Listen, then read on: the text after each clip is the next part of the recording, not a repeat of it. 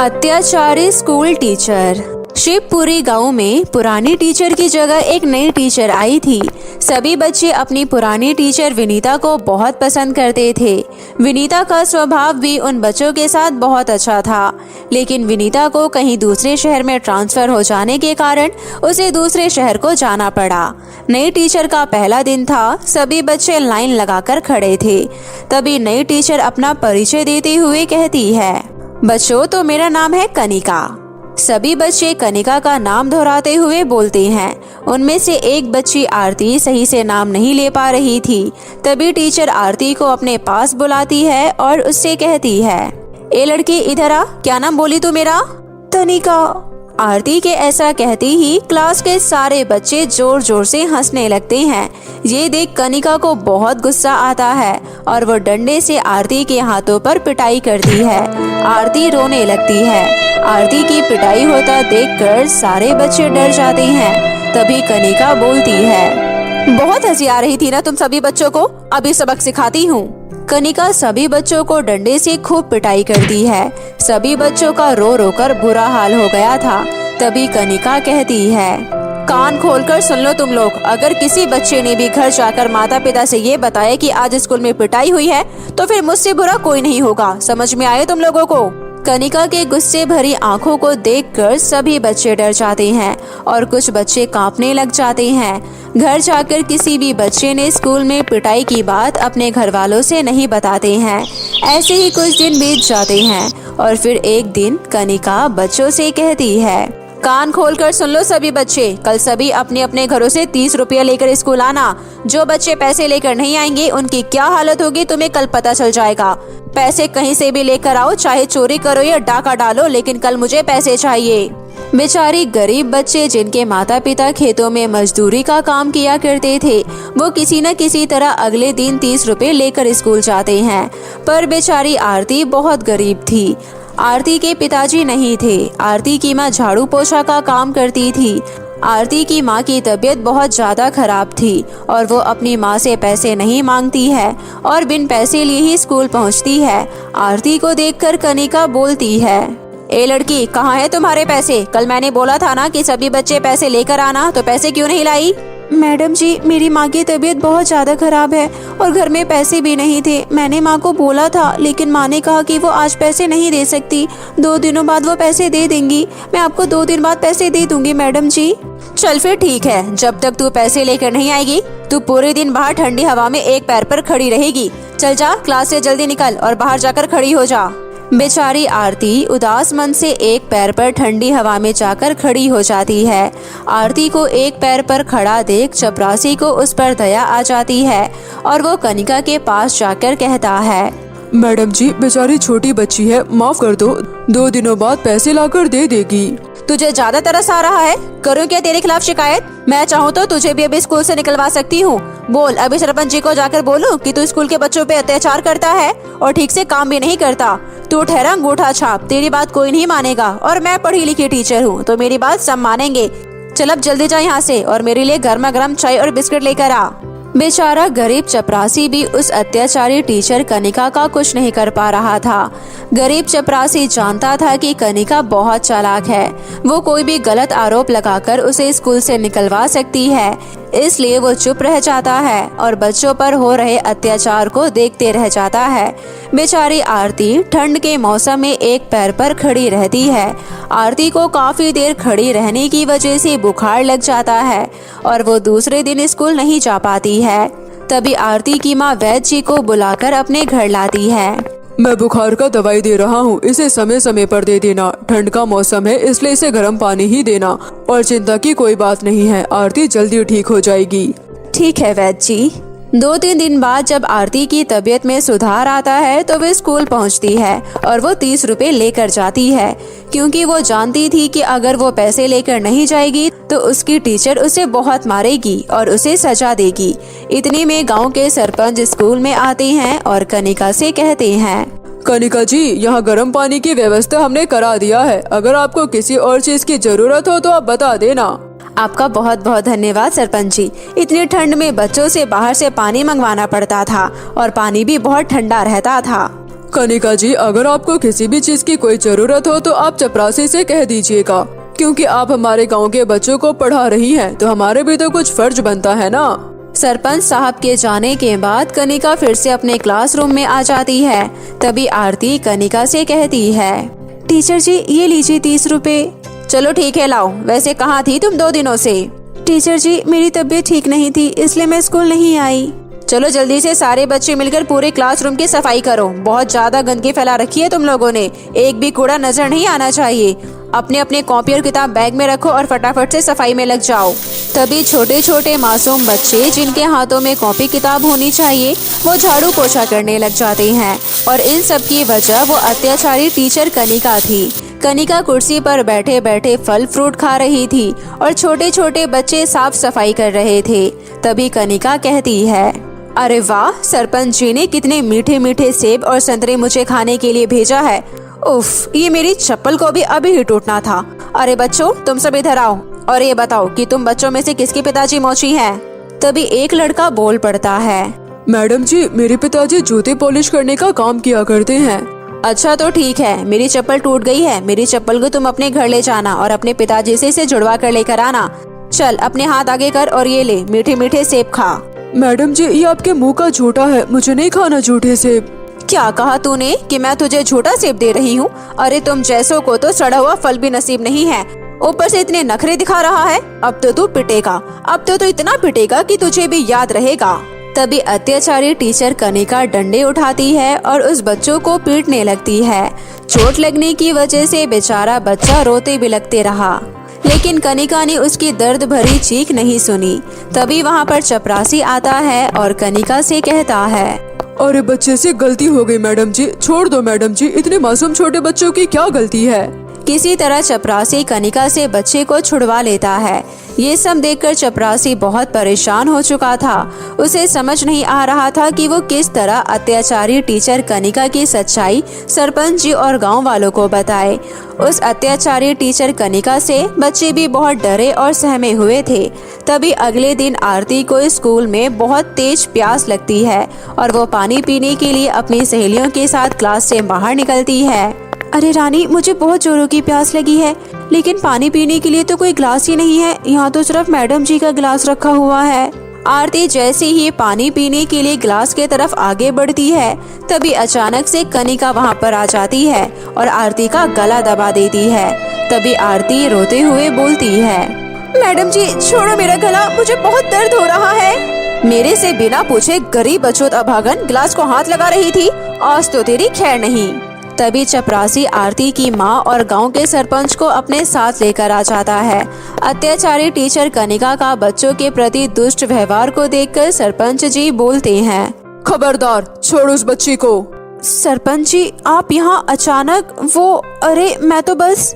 तभी आरती की माँ अत्याचारी टीचर कनिका को मुंह पर थप्पड़ लगाती है। आरती अपनी माँ से लिपटकर बिलख बिलख कर रोने लगती है। माँ, ये टीचर बहुत गंदी है, हम बच्चों को ये बहुत मारती है माँ। रमेश, इंस्पेक्टर साहब को फोन मिला और इस अत्याचारी टीचर को अभी कभी अरेस्ट करवाओ। इसे कड़ी से कड़ी सजा मिलनी चाहिए। मैं आपके आगे हाथ जोड़ती हूँ सरपंच साहब, मुझे माफ कर दीजिए, आगे से ऐसी गलती कभी नहीं होगी। सरपंच जी, इस अत्याचारी टीचर की बातों में बिल्कुल मत आइएगा। मैं कब से सोच रहा था कि इस अत्याचारी टीचर की सारी सच्चाई आपके सामने लाऊं। पता नहीं भगवान ने कहां से मुझे इतनी हिम्मत दे दी और मैं आपको इस अत्याचारी टीचर की सारी सच्चाई बता दिया।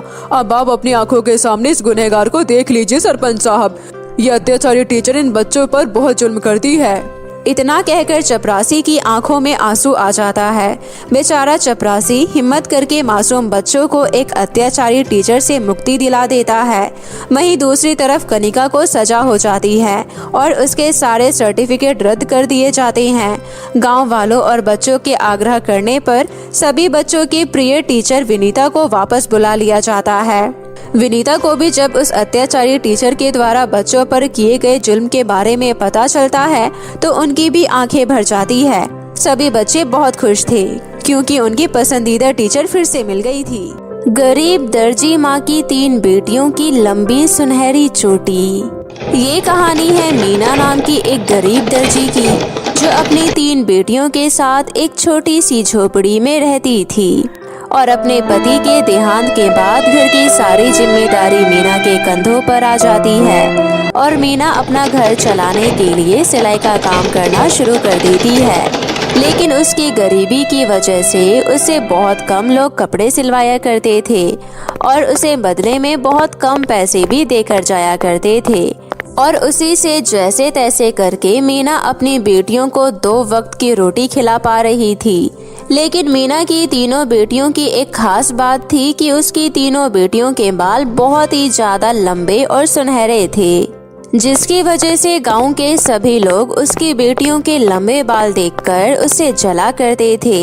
ऐसी ही आज भी जब मीना कपड़े सिल रही होती है तभी उसकी सबसे छोटी बेटी पायल उससे कहती है, माँ आप कब से सिलाई कर रही हो, अब बस भी करो ना माँ, बाकी के कपड़े आप बाद में सिल लेना, वरना हम लोग मुखिया जी के यहाँ महाभोज पर देर से पहुँचेंगे तो कहीं हमें वहाँ पर खाना ही ना मिले, इसलिए जल्दी चलो ना माँ, मुझे बहुत तेज भूख लग रही है। बस मेरी बच्ची थोड़ी देर और, मैं बस जल्दी से ये ब्लाउज पूरा कर लूँ फिर चलेंगे। इतना कहकर मीना जल्दी जल्दी मशीन चलाकर सिलाई करने लगती है कि उसी बीच मशीन की सुई मीना के हाथ में चुभ जाती है और उसके हाथ से खून निकलने लगता है। उसी समय पायल कहती है, अरे माँ क्या हुआ आपको, आप ठीक तो हो ना? हाँ मेरी बच्ची मैं ठीक हूँ, तुम चिंता मत करो। इतना कहते हुए मीना अपनी बेटी से अपना दर्द छुपाते हुए साड़ी से अपना खून पोंछ लेती है और कुछ देर बाद वो अपनी बेटियों को आवाज लगाते हुए कहती है, अरे काजल, प्रीति, पायल, कहाँ हो तुम लोग, जल्दी इधर आओ, चलो चलते हैं। अपनी माँ की आवाज सुनकर तीनों बेटियां कमरे से बाहर आती है। उसी समय उसकी दूसरी बेटी प्रीति कहती है, लेकिन माँ क्या हम मुखिया जी के घर पर ये फटे पुराने कपड़े पहनकर दावत खाने जाएंगे? ये तो बहुत ही ज्यादा फट चुके हैं। प्रीति की बात सुनकर उसकी बड़ी बहन काजल कहती है, कोई बात नहीं प्रीति, भला वैसे भी इतनी भीड़ में हमारे कपड़े कौन देखेगा, और माँ तो हमारे लिए वैसे भी दिन रात इतनी मेहनत करती है, लेकिन फिर भी उनके पास इतने पैसे नहीं है कि वो हमारे लिए कोई नए कपड़े खरीद सके। अपनी बेटियों की बातें सुनकर मीना की आंखों में आंसू आ जाते हैं और वो अपने आंसू पोंछते हुए कहती है, अरे मेरी बच्चियों, माना कि तुम लोगों के पास नए कपड़े नहीं हैं, लेकिन तुम लोगों के ये लंबे सुनहरे बाल भी किसी से कम नहीं है, इसलिए अभी देखना मैं तुम लोगों की इतनी सुंदर चोटियां बनाऊंगी, फिर मेरी बेटियां भी किसी राजकुमारी से कम नहीं लगेगी। इतना कहकर मीना अपनी तीनों बेटियों की सुंदर सुंदर चोटी बनाती है और कहती है, अब देखो मेरी तीनों बेटियां कितनी सुंदर लग रही है अपनी इन लंबी चोटियों के साथ, और भला पूरे गांव में मेरी बेटियों की जैसी लंबी चोटी क्या किसी की है? इतना कहकर मीना अपनी तीनों बेटियों को लेकर मुखिया जी के यहाँ चल रहे दावत पर जाती है और दावत में तरह तरह के पकवान देखकर मीना की तीनों बेटियां बहुत ज्यादा खुश हो जाती है, क्योंकि उन्होंने कभी भी इतना स्वादिष्ट खाना नहीं खाया होता है। उसी समय उसकी छोटी बेटी पायल कहती है, प्रीति दीदी देखो तो यहाँ पर कितना सारा स्वादिष्ट स्वादिष्ट खाना रखा हुआ है, मैं तो आज पेट भर के खाऊंगी। इतना कहकर वो तीनों बहनें जैसे ही प्लेट उठाने जाती है उसी समय मुखिया वहाँ पर आता है और उसकी बड़ी बेटी की चोटी खींचते हुए कहता है, अरे तुम मनहूसों को किसने कहा मेरी दावत में आने के लिए? बड़ी आई मेरे घर में दावत खाने वाली। मुखिया काका छोड़ दीजिए मेरी बहन को। इतना सुनकर मुखिया मीना की बड़ी बेटी की चोटी खींचते हुए उसे घर से बाहर निकालने लगता है कि तभी मीना आंखों में आंसू लिए कहती है, अरे मुखिया जी ये आप क्या कर रहे हैं, छोड़िए मेरी बच्ची के बाल को। अरे आपको जरा सी भी दया नहीं आई इन मासूम बच्चियों के बालों को खींचते हुए? अच्छा तो इन मनहूस बच्चियों के साथ साथ उसकी माँ भी यहाँ आई है, तभी तो मैं कहूँ कि इन 2 कोड़ी की बच्चियों में इतनी हिम्मत कहाँ से आई कि मेरे घर में घुस गई। बस करिए मुखिया जी, पहली बात तो ये कि मेरी बेटियां मनहूस नहीं है, तो आप इन्हें बार बार मनहूस कहना बंद करिए। और रही बात आपके घर में घुसने की, तो आपने इस दावत पर पूरे गांव को न्योता दिया था, तो हमें लगा शायद हम भी इस गांव का हिस्सा है, बस इसी वजह से हम भी इस दावत में आ गए। अरे हाँ क्यों नहीं, मेरा दिमाग खराब है ना, जो मैं तुझ जैसे गरीब दर्जी को अपने घर के दावत पर न्योता दूंगा। और मैं तुझे क्या कह रहा हूँ, तू तो खुद अपनी बच्चियों की तरह मनहूस है, तभी तो अपने पति को जीते जी खा गई। मुखिया के ऐसे तानों को सुनकर मीना की आंखों से पानी की तरह आंसू छलकने लगते हैं, लेकिन वो कर भी क्या सकती थी, क्योंकि लोगों का तो काम ही है किसी गरीब को नीचा दिखाना। और इसी वजह से मीना अपनी तीनों बेटियों को लेकर घर आ जाती है। और रात में अपनी तीनों बेटियों के सो जाने के बाद मीना के दिमाग में मुखिया की बोली हुई वो कड़वी बातें घूम रही होती है, और वो यही सोच सोच कर पूरी रात आंखों से आंसू बहा रही होती है और कहती है, मुकेश जी, आप मुझे क्यों छोड़कर चले गए? आपके जाने के बाद मुझ पर और मेरी बच्चियों पर इन गांव वालों ने ना जाने कितने ताने मारे होंगे, और मुझ गरीब दर्जे की कोख से जन्म लेकर मेरी इन मासूम बच्चियों को भी दुख भोगना पड़ रहा है। मैं इनके लिए कुछ नहीं कर पाती। ऐसे ही कुछ ही देर में सुबह हो जाती है और मीना अपनी बड़ी बेटी से कहती है, अरे काजल बेटी, तुम जाओ जल्दी से नदी पर से पानी भर कर लाओ, मैं जब तक खाने के लिए कुछ बना देती हूँ। ठीक है माँ। इतना कहकर काजल जैसे ही नदी पर पानी भरने जाती है, तभी उसके लंबे बालों को देखकर सुनैना नाम की एक लड़की काजल से जलने लगती है और मन ही मन कहती है, पता नहीं इस गरीब दर्जी की बेटियों के बाल इतने लंबे कैसे हो गए हैं, लेकिन कोई बात नहीं, इसे तो मैं अभी सबक सिखाती हूँ। अरे तो इस नदी से पानी नहीं भर सकती है। लेकिन क्यों सुनैना दीदी, गांव के सभी लोग तो यहीं से पानी भरते हैं ना, तो मैं क्यों नहीं भर सकती हूँ? अच्छा, तो अब तो जैसे गरीब दर्जी की बेटी मुझसे जुबान लड़ाएगी, रुक जा, अभी बताती हूँ तुझे। इतना कहकर सुनैना जैसे ही काजल के बालों को खींचने जाती है, वैसे ही उसका पैर फिसल जाता है और वो नदी में गिर जाती है और जोर जोर से चिल्लाने लगती है, अरे अरे कोई बचाओ मुझे, मैं डूब रही हूँ, मुझे तैरना नहीं आता है। आप चिंता मत करिए सुनैना दीदी, मैं अभी आपकी मदद करती हूँ। इतना कहकर काजल अपनी लंबी चोटी को नदी के अंदर फेंकती है और कहती है, सुनिए सुनैना दीदी, आप मेरी चोटी को पकड़कर बाहर आ जाइए। इतना सुनकर सुनैना काजल की लंबी चोटी को पकड़कर नदी से बाहर आ जाती है, और इस तरह मीना की बेटियों को जब भी मौका मिलता था तो वो गांव वालों की इसी तरह मदद करती थी। लेकिन फिर भी गांव वाले उन लोगों को बुरा भला कहते थे। ऐसे ही एक दिन जब मीना कपड़े सिल रही होती है, तभी अचानक से उसकी मशीन चलते चलते खराब हो जाती है और वो कहती है, हे भगवान, ये क्या हो गया? अचानक से ये मशीन कैसे रुक गई? कहीं ये खराब तो नहीं हो गई? अरे इसी के सहारे तो मैं अपनी बेटियों को 2 वक्त की रोटी खिला पा रही थी, अब ऐसे में मैं क्या करूँगी?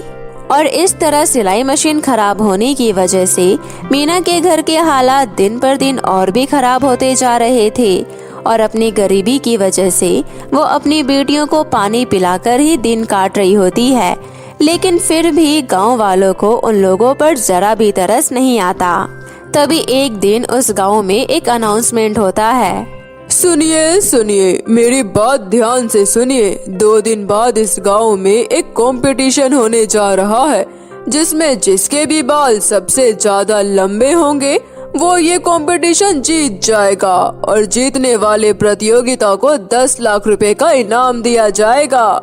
मीना की बेटियां ये अनाउंसमेंट सुनकर बहुत ज्यादा खुश हो जाती है और घर आकर अपनी माँ से कहती है, माँ, आपने सुना हमारे गांव में एक कंपटीशन होने वाला है, जिसमें जीतने वाले प्रतियोगिता को 10 लाख रुपए इनाम दिया जाएगा।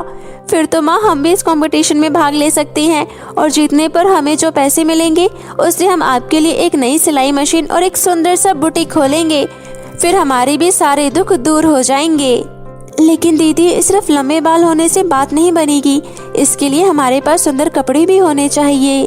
तुम उसकी चिंता मत करो मेरी बच्चियों, मैं बनाऊंगी तुम लोगों के लिए नए कपड़े। इतना कहकर मीना अपनी सिलाई मशीन को जैसे तैसे चलाकर बचे हुए कपड़ों को जोड़ जोड़ कर अपनी बेटियों के लिए नए कपड़े बनाती है, और वही कपड़े पहनकर उसकी बेटियां कंपटीशन में पार्टिसिपेट करती है, और अपनी लंबी चोटियों को लहराते हुए वो सभी का दिल जीत लेती है, और ये कंपटीशन जीत जाती है। और उन्हें 10 लाख रुपए का इनाम लेता देख गांव वालों को भी अपनी गलती का एहसास हो जाता है, और उन लोगों की सोच भी मीना की बेटियों के प्रति बदलने लगती है। और इस तरह मिले हुए पैसों की मदद से मीना अपना एक बड़ा सा बुटीक खोलती है, और अपनी छोटी सी झोपड़ी को एक पक्के मकान में बदल लेती है, जिसके बाद उनकी जिंदगी में किसी तरह की कोई तकलीफ नहीं होती है और वो लोग अपनी माँ के साथ खुशी खुशी अपना जीवन व्यतीत करने लगते हैं। गर्मी में गरीब का जादुई घास घर। एक गांव में महेश अपनी पत्नी नीलिमा और अपनी बेटी काजल के साथ एक छोटे से घर में रहा करता था। महेश उस गांव में सबसे गरीब था, इसलिए वो अपने परिवार का पेट पालने के लिए जंगल से लकड़ियां काटकर बाजार में बेचा करता था, जिससे कि वो अपने परिवार को 2 वक्त की रोटी खिला पाता था। ऐसे ही इस बार गांव में बहुत ज्यादा गर्मी पड़ रही थी, जिसकी वजह से गांव के सभी लोगों की हालत बहुत ज्यादा खराब हो गई थी। और ज्यादा गर्मी पड़ने की वजह से एक दिन महेश के घर की छत टूटकर नीचे गिर जाती है और ये सब देखकर महेश और उसकी पत्नी नीलिमा बहुत ज्यादा परेशान हो जाते हैं, क्योंकि छत गिरने की वजह से उनके घर में बहुत तेज धूप आने लगती है और इतनी तेज धूप में महेश के परिवार वालों का घर में बैठना भी दुश्वार हो रहा था। इसलिए एक दिन नीलिमा महेश से कहती है, सुनिए जी, आप कुछ करते क्यों नहीं? हम भला कब तक ऐसे तेज धूप में बैठे रहेंगे? मुझसे तो अब ये गर्मी और बर्दाश्त ही नहीं हो रही। हाँ पिताजी, मुझसे भी इस गर्मी में और बैठा नहीं जा रहा, मुझे चक्कर आ रहे हैं। अब तो हम लोगों के पास सिर्फ एक ही रास्ता है, हम लोगों को मिलकर फिर से ये छत बनानी होगी। पर हम कब तक ऐसे कच्चे मिट्टी की छत बनाते रहेंगे? वो हमेशा ऐसी ही हर महीने में टूटकर गिरती रहती है, तो भला हम कब तक ऐसे मिट्टी के छत बनाते रहेंगे? तो तुम ही बताओ नीलिमा, हम क्या कर सकते हैं? हमारे पास इसके अलावा और कोई जरिया भी तो नहीं है और ना हमारे पास इतने पैसे हैं कि हम अपना नया घर बनवा सके। पिताजी, आपको पता है मेरे दोस्त अंजलि के पिताजी ने घास का घर बनाया है और वो सब उसमें आराम से रहते हैं और उसके पिताजी ने घास के एक घर को तो किराए पर भी चढ़ा दिया है। इससे उन लोगों की अच्छी कमाई भी हो जाती है। तो क्यों ना हम भी ऐसे अपना घर घास का बनाएं? उसके अंदर तो हम लोगों को गर्मी भी नहीं लगेगी और हम लोग भी आराम से रह पाएंगे। देखिए, मुझे लगता है काजल बिल्कुल सही कह रही है। तो चलिए हम भी ऐसे ही अपना घर बनाते हैं ना। इसमें तो हमें पैसों की भी जरूरत नहीं पड़ेगी, क्योंकि घास तो जंगल में ऐसे ही मिल जाती है। अच्छा ठीक है, अगर तुम लोगों को यही सही लगता है तो। इतना कहकर वो तीनों जंगल की ओर निकल पड़ते हैं, लेकिन गर्मी ज्यादा पड़ने की वजह से जंगल के सारे पेड़ पौधे पूरी तरह से सूख जाते हैं और पूरे जंगल में घास का कोई नामो निशान नहीं होता। और ये सब देखकर नीलिमा कहती है, सुनिए जी, हम लोग तो बहुत देर से चल रहे हैं इस जंगल में, पर अभी तक हमें पूरे जंगल में कहीं कोई घास नजर नहीं आई। अब हम लोग कहाँ से लाएंगे घास? तुमने सही कहा नीलिमा, और अब हम इससे आगे नहीं जा सकते, क्योंकि जंगल की गहराई में कई जंगली जानवर रहते हैं और वहाँ जाना हम लोगों के लिए सुरक्षित नहीं होगा। क्या जंगली जानवर? हे भगवान, सुनिए जी, आप सही कह रहे हैं, हम लोग और आगे नहीं जाएंगे। चलिए हम लोग वापस घर चलते हैं। वैसे भी कुछ ही देर में शाम होने वाली है, फिर हमें यहाँ पर कुछ नजर नहीं आएगा। इसलिए काजल बेटा, चलो घर चलते हैं। इतना कहकर महेश और नीलिमा वापस घर जाने लगते हैं, लेकिन काजल वहीं पर चुपचाप उदास खड़ी होती है और उसे इस तरह उदास देखकर महेश बहुत परेशान हो जाता है और वो उससे कहता है, अरे काजल बेटा, चलो घर चलते हैं। पिताजी, अगर हमें घास मिल जाती तो कितना अच्छा होता ना। इतना कहकर वो तीनों वापस जाने लगते हैं। उसी समय महेश सोचता है, लगता है घास ना मिलने की वजह से काजल बहुत दुखी है और मैं अपनी बेटी को इस तरह दुखी नहीं देख सकता, इसलिए मुझे ही कुछ करना होगा। सुनो नीलिमा, तुम काजल को लेकर घर जाओ, मैं कल के लिए कुछ लकड़ियाँ काट लेता हूँ। वैसे भी आज मैं जंगल में लकड़ियाँ काटने नहीं आया था। लेकिन अब तो शाम होने वाली है, आप कल आ जाना लकड़ियाँ काटने। वैसे भी कुछ ही देर में यहाँ अंधेरा हो जाएगा, फिर आप वापस घर कैसे आओगे? नीलिमा, तुम चिंता मत करो, मेरा इस जंगल में रोज का आना जाना है, इसलिए मैं आराम से घर वापस आ जाऊंगा। तुम लोग जाओ। महेश की ये बात सुनकर नीलिमा काजल को लेकर घर वापस आ जाती है और वहाँ महेश जंगल की गहराई की ओर आगे बढ़ने लगता है। क्योंकि उसे अपनी बेटी की खुशी के लिए घास इकट्ठा करनी थी। लेकिन उसे फिर भी दूर दूर तक कहीं भी कोई घास नजर नहीं आती और महेश डरते हुए जंगल की गहराई के अंदर बढ़ता जाता है। अरे, मैं जंगल के इतने अंदर तक आ गया, लेकिन मुझे फिर भी अभी तक कहीं पर कोई घास नजर नहीं आई। आखिर इस जंगल की सारी घास चली कहाँ गई? महेश इतना बोल ही रहा होता है कि उसी समय उसके पीछे एक शेर आ जाता है और महेश अपनी जान बचाकर वापस जंगल की ओर भागने लगता है। हे भगवान, ये शेर अचानक कहाँ से आ गया? मुझे जल्दी भागना होगा।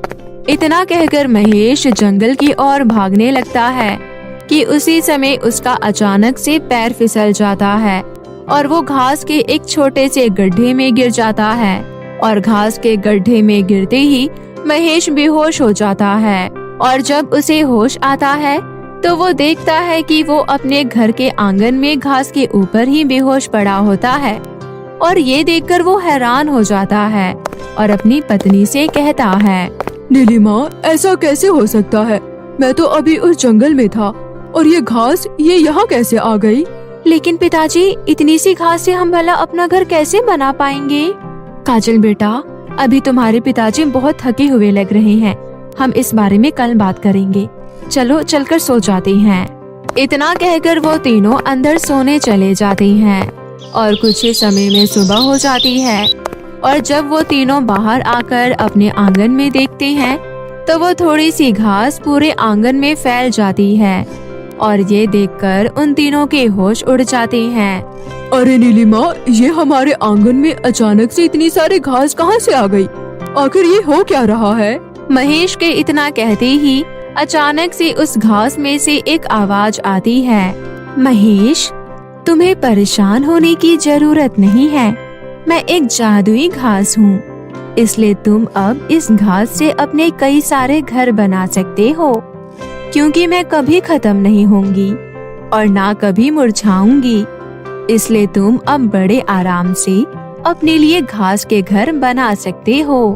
उस जादुई घास की बात सुनकर वो तीनों बहुत खुश हो जाती हैं और फटाफट से मिलकर वो तीनों घास के सुंदर सुंदर कई सारे घर बना लेते हैं। और उनके घास के घरों को देखकर गांव वाले हैरान हो जाते हैं और वो महेश से कहते हैं, अरे महेश, ये तुमने इतने अच्छे घास के घर कैसे बनाए? ये तो दिखने में भी बहुत ज्यादा सुंदर लग रहे हैं। हाँ हाँ, सच में ये घर तो बहुत ही ज्यादा सुंदर है। सुनिए महेश भाई, क्या आप हमें अपना एक घर किराए पर देंगे? इसके बदले हम आपको कुछ पैसे देंगे, इससे आपकी अच्छी कमाई भी हो जाएगी। हाँ हाँ महेश भाई, मुझे भी एक घर किराए पर दीजिए ना रहने के लिए। अच्छा ठीक है, आप लोग इस घर में रह सकते हो। इतना कहकर महेश अपने कई जादुई घास के घर गांव वालों को किराए पर दे देता है, जिसके बाद महेश की अच्छी खासी कमाई होने लगती है।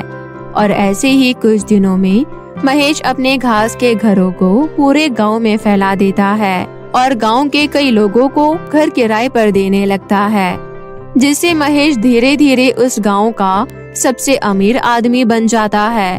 और इस तरह महेश अपने परिवार के साथ बड़े ही आराम से अपना जीवन बिताने लगता है और उनकी जिंदगी में किसी तरह की कोई तकलीफ नहीं होती और वो लोग खुशी खुशी अपने जादुई घास के घर में रहने लगते हैं।